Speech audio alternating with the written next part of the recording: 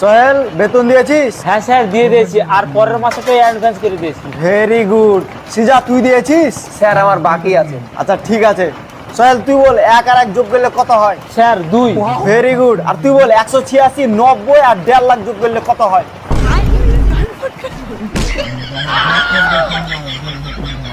এই, তুই ক্যাট বানান বল। CAT cat. খুব ভালো। এবার তুই বানান কর। জিগরি ডম ডম, ইয়েস ইয়েস। জয় জিগরি ডম।